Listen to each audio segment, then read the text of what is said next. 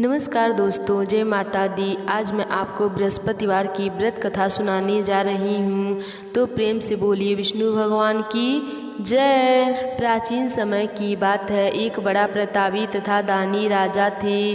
वह प्रत्येक गुरुवार को व्रत रखते एवं पूजन करते। यह उसकी रानी को अच्छा नहीं लगता था। वह न व्रत करती और न ही किसी को एक पैसा दान में देती। राजा को भी वह ऐसा करने से मना किया करती थी। एक समय की बात है कि राजा शिकार खेलने वन को चले गए।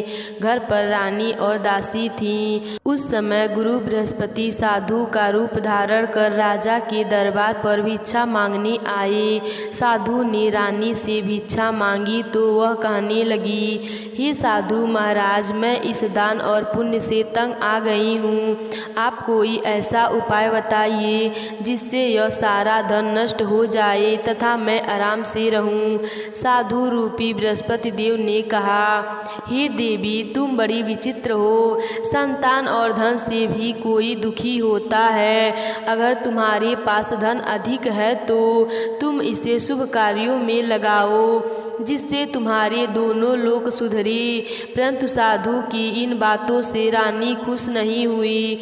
उसने कहा, मुझे ऐसे धन की आवश्यकता नहीं है जिसे मैं अन्य लोगों को दान दूं तथा जिसको संभालने में ही मेरा सारा समय नष्ट हो जाए। साधु ने कहा, यदि तुम्हारी ऐसी इच्छा है तो जैसा मैं तुम्हें बताता हूँ तुम वैसे ही करना। बृहस्पतिवार के दिन घर को गोबर से लीपना, अपने केशों को पीली मिट्टी से धोना, केशों को धोते समय स्नान करना, राजा से हजामत बनाने को कहना, भोजन में मांस मदिरा खाना, कपड़ा धोबी के यहाँ धुलने डालना। इस प्रकार 7 बृहस्पतिवार करने से तुम्हारा सब धन नष्ट हो जाएगा। इतना कहकर साधु बने बृहस्पति देव अंतर ध्यान हो गए। साधु के कहे अनुसार करते हुए रानी को केवल 3 बृहस्पतिवार ही बीते थे कि उसकी समस्त धन संपत्ति नष्ट हो गई। भोजन के लिए परिवार तरसने लगा। एक दिन राजा रानी से बोला, हे रानी, तुम यहीं रहो, मैं दूसरे देश में जाता हूँ, क्योंकि यहाँ पर मुझे सभी जानते हैं, इसीलिए मैं यहाँ कोई छोटा कार्य नहीं कर सकता। ऐसा कहकर राजा परदेश चला गया। वहाँ वह जंगल से लकड़ी काट कर लाता और शहर में बेचता। इस तरह से वह अपना जीवन व्यतीत करने लगा। इधर राजा के बिना रानी और दासी दुखी रहने लगे। एक समय जब रानी और दासियों के 7 दिन बिना भोजन के रहना पड़ा तो रानी ने अपनी दासी से कहा, हे दासी, पास के नगर में मेरी बहन रहती है। वह बड़ी धनवान है। तू उसके पास जा और कुछ ले आ ताकि थोड़ा बहुत गुजर बसर हो जाए। दासी रानी की बहन के पास गई। उस दिन बृहस्पतिवार था। रानी की बहन उस समय बृहस्पतिवार की कथा सुन रही थी। दासी ने रानी की बहन को अपनी रानी का संदेश दिया, लेकिन रानी की बहन ने कोई उत्तर नहीं दिया। जब दासी को रानी की बहन से कोई उत्तर नहीं मिला तो वह दुखी हुई। उसे क्रोध भी आया। दासी ने वापस आकर रानी को सारी बात बता दी। सुनकर रानी ने अपने भाग्य को कोसा। उधर रानी की बहन ने सोचा कि मेरी बहन की दासी आई थी, परंतु मैं उससे नहीं बोली, इससे वह बहुत दुखी हुई होगी। कथा सुनकर और पूजन समाप्त कर वह अपनी बहन के घर गई और कहने लगी, हे बहन, मैं बृहस्पतिवार का व्रत कर रही थी। तुम्हारी दासी गई, परंतु जब तक कथा होती है तब तक न उठते हैं और न बोलते हैं, इसीलिए मैं नहीं बोली। कहो दासी, क्यों गई थी? रानी बोली, बहन, हमारे घर अनाज नहीं था। ऐसा कहते कहते रानी की आंखें भर आई। उसने दासी समेत भूखा रहने की बात भी अपनी बहन को बता दी। रानी की बहन बोली, बहन देखो, बृहस्पति देव भगवान सबकी मनोकामनाएं पूर्ण करते हैं। देखो शायद तुम्हारे घर में अनाज होगा। यह सुनकर दासी घर के अंदर गई तो वहाँ उसे एक घड़ा अनाज का भरा मिला। उसे बड़ी हैरानी हुई क्योंकि उसने एक एक बर्तन देख लिया था। उसने बाहर आकर रानी को बताया। दासी रानी से कहने लगी, हे रानी, जब हमको अन्न नहीं मिलता था तो हम व्रत ही तो करते थे, इसीलिए क्यों न इससे व्रत और कथा की विधि पूछ लिया जाए, हम भी व्रत किया करेंगे। दासी के कहने पर रानी ने अपनी बहन से बृहस्पतिवार व्रत के बारे में पूछा। उसकी बहन ने बताया, बृहस्पतिवार के व्रत में चने की दाल और मुनक्का से विष्णु भगवान का केले के जड़ में पूजन करें तथा दीपक जलावें, पीला भोजन करें तथा कथा सुने। इससे गुरु भगवान बृहस्पति देव प्रसन्न होते हैं, मनोकामना पूर्ण करते हैं। व्रत और पूजन की विधि बतलाकर रानी की बहन अपने घर लौट गई। रानी और दासी दोनों ने निश्चय किया कि बृहस्पति देव भगवान का पूजन जरूर करेंगे। 7 रोज बाद जब बृहस्पतिवार का व्रत आया तो उन्होंने व्रत रखा। घुड़सवाल में जाकर चना और गुड़ बीन लाई तथा उसकी दाल से केले की जड़ तथा विष्णु भगवान का पूजन किया।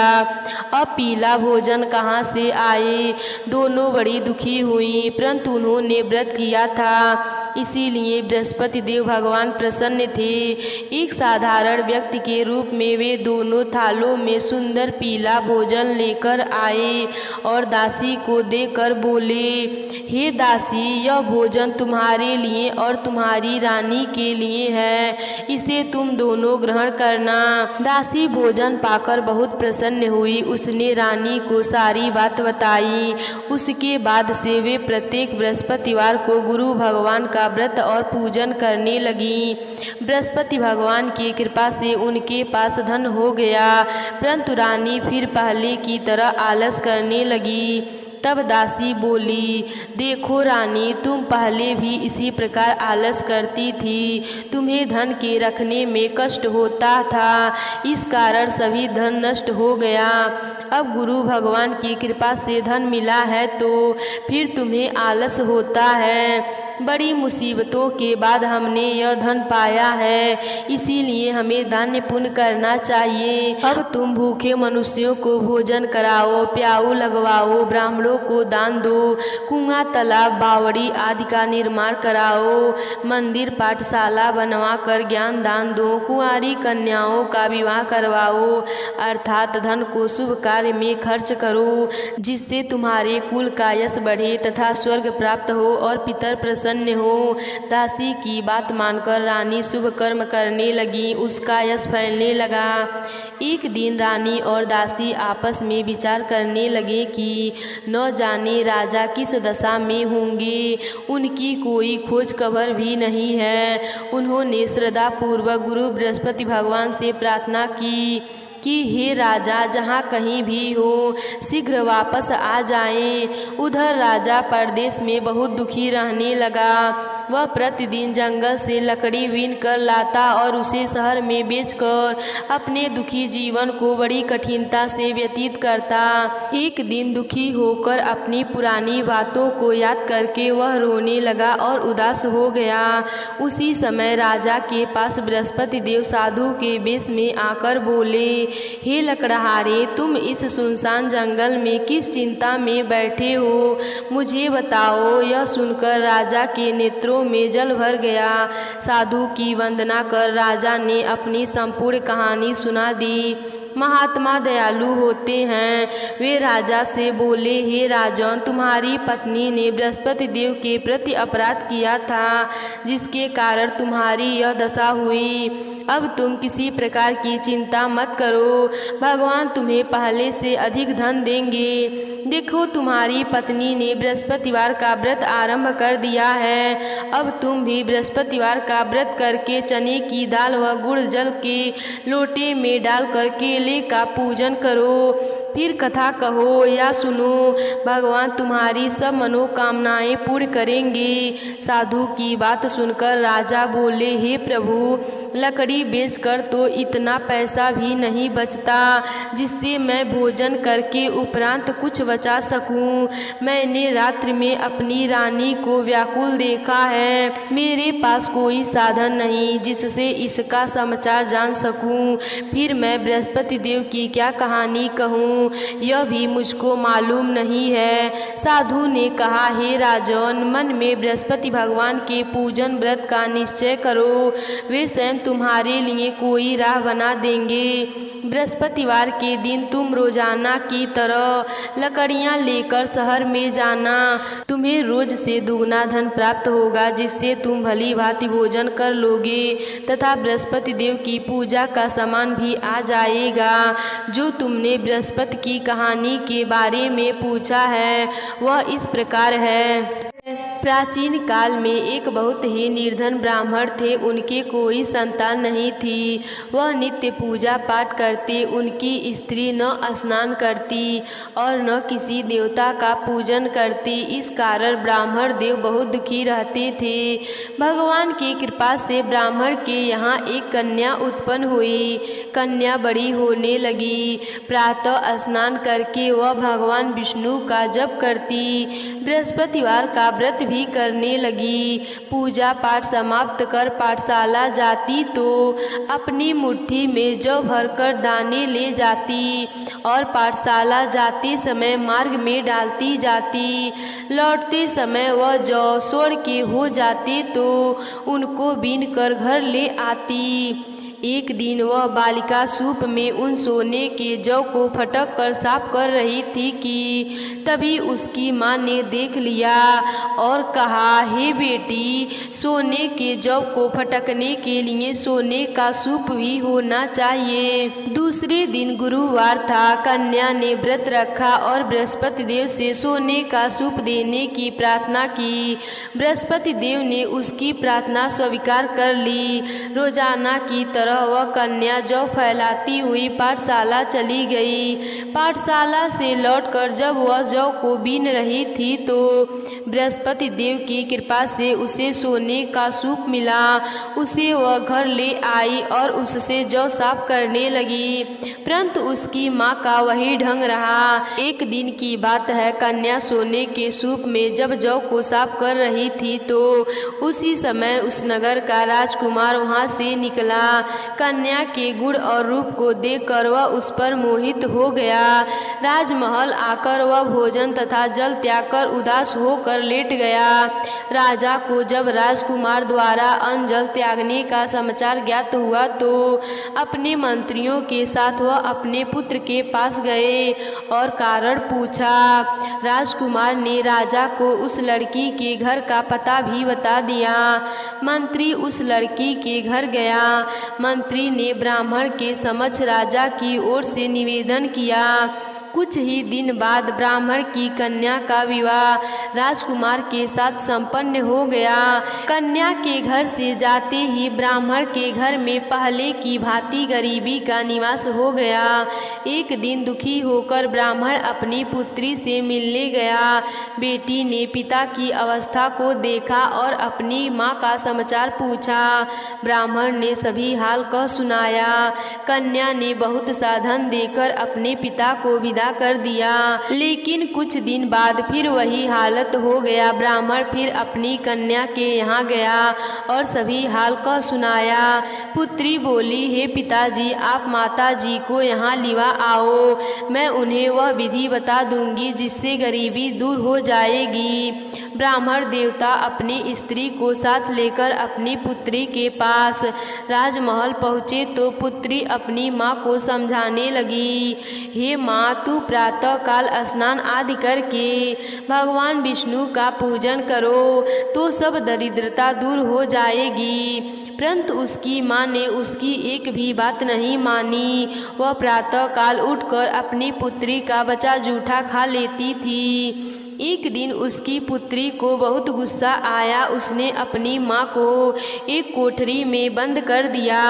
प्रातः उसे स्नान आदि करा के पूजा पाठ करवाया तो उसकी माँ की बुद्धि ठीक हो गई। इसके बाद वह नियम पूर्वक से पूजा पाठ करने लगे और प्रत्येक बृहस्पतिवार को व्रत रखने लगे। इस व्रत के प्रभाव से मृत्यु के बाद वह स्वर्ग को गए। वह ब्राह्मण भी सुखी पूर्वक इस लोक का सुख भोग कर स्वर्ग को प्राप्त हुआ। इस तरह कहानी कहकर साधु देवता वहाँ से लोप हो गए। धीरे धीरे समय व्यतीत होने पर फिर बृहस्पतिवार का दिन आया। राजा जंगल से लकड़ी काटकर शहर में बेचने गया। उसे उस दिन और दिनों से अधिक धन मिला। राजा ने चने गुड़ आदि लाकर बृहस्पतिवार का व्रत किया। उस दिन से उसके सभी कलेश दूर हुए। परंतु जब अगले गुरुवार का दिन आया तो वह बृहस्पतिवार का व्रत करना भूल गया। इस कारण बृहस्पति भगवान नाराज हो गए। उसी दिन उस नगर के राजा ने विशाल यज्ञ का आयोजन किया था। अपने समस्त राज्य में घोषणा करवा दी कि सभी मेरे यहाँ भोजन करने आए। किसी के घर चूल्हा न जले। इस आज्ञा को जो न मानेगा उसको फांसी दी जाएगी। राजा की आज्ञा अनुसार राज्य के सभी वासी राजा के भोज में सम्मिलित हुए। लेकिन लकड़हारा कुछ देर से पहुंचा, इसीलिए राजा उसको अपने साथ महल में ले गए। जब राजा लकड़हारे को भोजन करा रहे थे तो रानी की दृष्टि उस खूंटी पर पड़ी जिस पर उसका हार लटका हुआ था। उसे हार खूंटी पर लटका दिखाई नहीं दिया। रानी को निश्चय हो गया कि मेरा हार इस लकड़हारे ने चुरा लिया है। उसी समय सैनिक बुलवा कर उसको जेल में डलवा दिया। लकड़हारा जेल में विचार करने लगा कि न जाने कौन से पूर्व जन्म के कर्म से मुझे यह दुख प्राप्त हुआ, और जंगल में मिले साधु को याद करने लगा। तत्काल बृहस्पति देव साधु के रूप में प्रकट हो गए और कहने लगे, अरे मूर्ख, तूने बृहस्पति देवता की कथा नहीं की, इसी कारण तुझे दुख प्राप्त हुआ है। अब तुम चिंता मत कर। बृहस्पतिवार के दिन जेल खाने के दरवाजे पर तुझे 4 पैसे जड़े मिलेंगे। उनसे तू बृहस्पतिवार की पूजा करना तो तेरा सभी कष्ट दूर हो जाएगा। अगले बृहस्पतिवार उसे जेल के द्वार पर 4 पैसे मिले। राजा ने पूजा का सामान मंगवा कर कथा कही और प्रसाद बांटा। उसी रात्र में बृहस्पति देव ने उस नगर के राजा को स्वप्न में कहा, हे राजा, तूने जिसे जेल में बंद किया है उसे कल छोड़ देना, वह निर्दोष है। राजा प्रातः काल उठा और खूंटी पर हार टंगा देखकर लकड़हारे को बुलाकर क्षमा मांगी तथा राजा के योग्य सुंदर वस्त्र आभूषण भेंट कर उसे विदा किया। गुरुदेव की आज्ञा अनुसार राजा अपने नगर को चल दिया। राजा जब नगर के निकट पहुंचा तो उसे बड़ा ही आश्चर्य हुआ। नगर में पहले से अधिक बाग, तालाब और कुएं तथा बहुत सी धर्मशालाएं, मंदिर आदि बने हुए थे। राजा ने पूछा कि यह किसका बाग है और धर्मशाला है। तब नगर के सब लोग कहने लगे कि यह सब रानी और दासी द्वारा बनाए गए हैं। राजा को आश्चर्य हुआ और गुस्सा भी आया कि उसकी अनुपस्थिति में रानी के पास धन कहाँ से आया होगा। जब रानी ने यह खबर सुनी कि राजा आ रहे हैं तो उसने अपनी दासी से कहा, हे दासी, देख राजा हमको कितनी बुरी हालत में छोड़ के गए थे। वह हमारी ऐसी हालत देखकर लौट न जाएं, इसीलिए तू दरवाजे पर खड़ी हो जाना। रानी की आज्ञा अनुसार दासी दरवाजे पर खड़ी हो गई और जब राजा आए तो उन्हें अपने साथ महल में लिया गई। तब राजा ने क्रोध करके अपनी तलवार निकाली और पूछने लगा, बताओ यह धन तुम्हें कैसे प्राप्त हुआ। तब रानी ने सारी कथा कह सुनाई। राजा ने निश्चय किया कि मैं रोजाना दिन में 3 बार कथा कहा करूँगा तथा रोज व्रत किया करूँगा। अब हर समय राजा के दुपट्टे में चने दाल बंधी रहती तथा दिन में में 3 बार कथा कहता। एक रोज राजा ने विचार किया कि चलो अपनी बहन के यहाँ हो आऊं। इस तरह का निश्चय कर राजा घोड़े पर सवार होकर अपनी बहन के यहाँ चल दिया। मार्ग में उसने देखा कि कुछ आदमी एक मुर्दे को लिए जा रहे हैं। उन्हें रोककर राजा कहने लगा, अरे भाइयों, मेरी बृहस्पतिवार की कथा सुन लो। वह बोले, लो हमारा तो आदमी मर गया है, इसको अपनी कथा की पड़ी है। परंतु कुछ आदमी बोले, अच्छा कहो, हम तुम्हारी कथा भी सुनेंगे। राजा ने दाल निकाली और कथा कहनी शुरू कर दी। जब कथा आधी हुई तो मुर्दा हिलने लगा और जब कथा समाप्त हुई तो राम राम कह के वह मुर्दा खड़ा हो गया। राजा आगे बढ़ा। उसे चलते चलते शाम हो गई। आगे मार्ग में उसे एक किसान खेत में हल चलाता मिला। राजा ने उससे कहा, मेरी कथा सुन लो, लेकिन वह नहीं माना। राजा आगे चल पड़ा। राजा के हटते ही बैल पछाड़ खाकर गिर गए तथा किसान के पेट में बहुत जोर से दर्द होने लगा। उसी समय किसान की पत्नी रोटी लेकर आई। उसने जब देखा तो अपने पुत्र से सब हाल पूछा। बेटे ने सभी हाल बता दिया। बुढ़िया दौड़ी दौड़ी उस घुड़सवार के पास गई और उससे बोली, मैं तेरी कथा सुनूंगी, तू अपनी कथा मेरे खेत पर चलकर ही कहना। राजा ने लौटकर बुढ़िया के खेत पर जाकर कथा कही, जिसके सुनते ही बैल खड़े हो गए तथा किसान के पेट का दर्द भी बंद हो गया। राजा अपनी घर के बहन पहुंच गया। बहन ने भाई की खूब मेहमानी की। दूसरे रोज प्रातः काल राजा जागा तो वह देखने लगा कि सब लोग भोजन कर रहे हैं। राजा ने अपनी बहन से जब पूछा, ऐसा कोई मनुष्य है जिसने भोजन नहीं किया हो, जो मेरी बृहस्पतिवार की व्रत की कथा सुन ले। बहन बोली, हे भैया, यह देश ऐसा ही है। पहले यहाँ के लोग भोजन करते हैं, बाद में अन्य काम करते हैं। फिर वह एक कुम्हार के घर गई, जिसका लड़का बीमार था। उसे मालूम हुआ कि उसके यहाँ 3 दिन से कोई भी भोजन नहीं किया है। रानी ने अपने भाई की कथा सुनने के लिए कुम्हार से कहा। वह तैयार हो गया। राजा ने जाकर बृहस्पतिवार की कथा कही, जिसको सुनकर उसका लड़का ठीक हो गया। अब तो राजा की प्रशंसा होने लगी। एक दिन राजा ने अपनी बहन से कहा, हे बहन, मैं अब अपने घर जाऊंगा, तुम भी तैयार हो जाओ। राजा की बहन ने अपनी सास से अपने भाई के साथ जाने की आज्ञा मांगी। सास बोली, चली जा, परंतु अपने लड़कों को मत ले जाना, क्योंकि तेरे भाई की कोई संतान नहीं होती है। बहन ने अपने भाई से कहा, हे भैया, मैं तो चलूंगी, पर मेरा कोई बालक नहीं जाएगा। अपनी बहन को भी छोड़कर दुखी मन से राजा अपने नगर को लौट गया।